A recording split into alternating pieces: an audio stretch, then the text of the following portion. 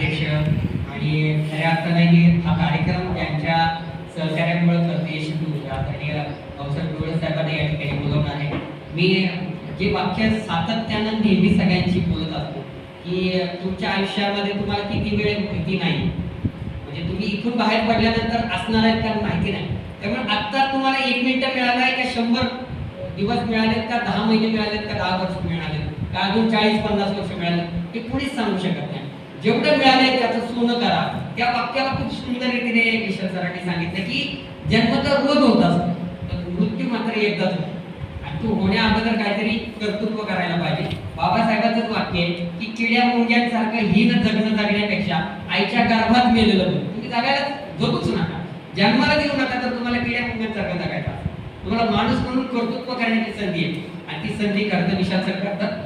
मी आदरणीय डोळे सरांना विनंती करतो की त्यांनी या ठिकाणी या कार्यक्रमाच्या मार्गदर्शन पण करावं आणि सर्व महामानवांना या ठिकाणी सर्वप्रथम अभिवादन करून आज या ठिकाणी आंबेडकर राईट फिल्म मेकर्स असोसिएशनतर्फे जो संविधानिक मूल्यावर आधारित चित्रपट निर्मिती कार्यशाळेचं आयोजन केलेलं आहे. या आयोजनासाठी आपल्या समाज कल्याण विभागाचे सहाय्यक आयुक्त आयुष्यमान विशालजी लोंढे या ठिकाणी आलेले आहेत. त्यांचं या ठिकाणी आदर्श समाज विकास संघ व आमच्या भोसरी इंद्रनगर परिसरातील सर्व नागरिकांच्या वतीने स्वागत करतो. खरं तर लोंढे साहेब एवढं बोलले की प्रत्येकाने त्यांच्या ह्याच्यातून एक वेगळी प्रेरणा आजही या वयात म्हणजे तरुणांपासून तर ज्येष्ठांपर्यंत घेण्यासारखे आहे. म्हणजे विचार करायला लावणारे बोलला आहे आणि त्याच्यानंतर मी बोललो म्हणजे मलाही योग्य वाटत नाही. परंतु मी फक्त या ठिकाणी एवढंच सांगतो की संविधानाविषयी कार्यक्रम आहे. संतोषजी हे कार्यक्रम करतात. मी नेहमी त्यांच्या फेसबुकला ऍड वगैरे बघत असतो. संविधानाविषयी जनजागृती करण्याचं काम आम्ही आमच्या परीने खालीच्या वाट्याप्रमाणे नेहमी करत असतो. सर, आम्ही आपल्या या पिंपरी चिंचवड शहरामध्ये बौद्ध समाज विकास महासंघाच्या नावाने एक संघटन चालवतं जे विहारांचं संघटन करण्याचं काम करतं. ते म्हणजे फार असं काय त्याच्यात यश आलेलं नाही, अजून पण प्रयत्न सुरू आहेत आणि त्या माध्यमातून वेगवेगळे कार्यक्रम आम्ही संविधानाविषयी किंवा अर्थसंकल्पावर राबवत असतो.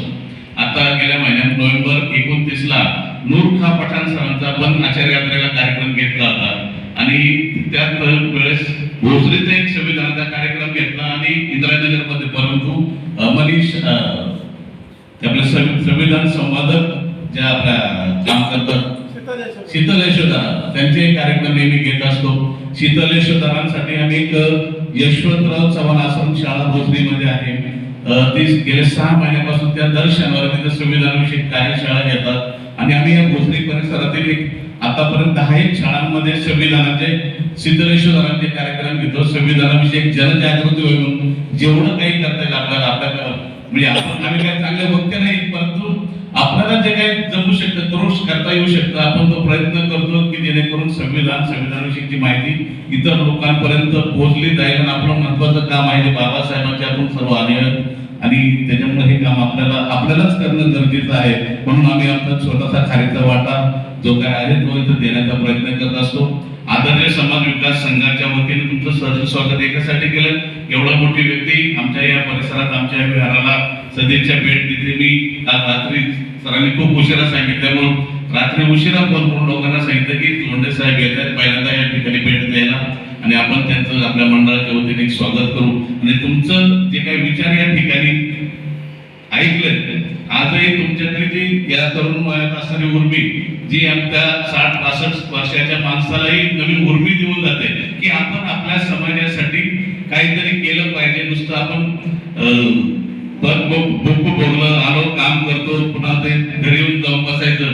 परंतु तुम्ही जो काही नवीन संदेश देतात नक्कीच आमच्यासोबत काम करणारे सर्व मंडळी नक्कीच घेईल की 55 वर्षात झाल्यानंतर एक बाई जर गाडी लावते ती सुरू करू शकते. तर आजही आपण म्हणजे आजचा दिवस संपला असं न समजा आपल्याला नव्याने सुरुवात करता येऊ शकते. हे नक्कीच प्रेरणादायी आहे. मी सरांचं या आभार मानतो.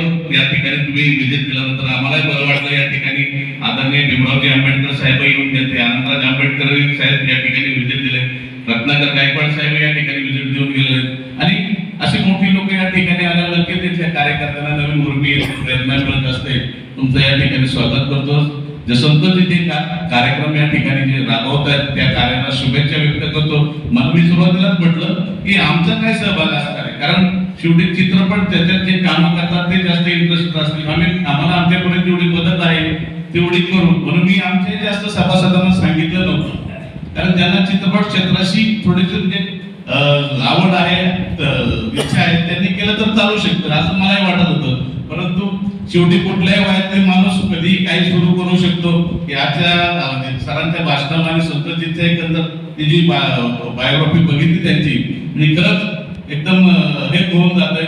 तर या त्यांच्या सर्व कार्याला पुढं शुभेच्छा देतो. आमच्या परीने जी काही मदत आम्हाला शक्य होणार आहे, म्हणजे आमचा आदर्श समाज विकास संघ असेल किंवा अन्य शहरातल्या काही संघटना असेल, त्यांच्या करण्याचा नक्कीच प्रयत्न करूया. धन्यवाद. जय भीम, जय संविधान.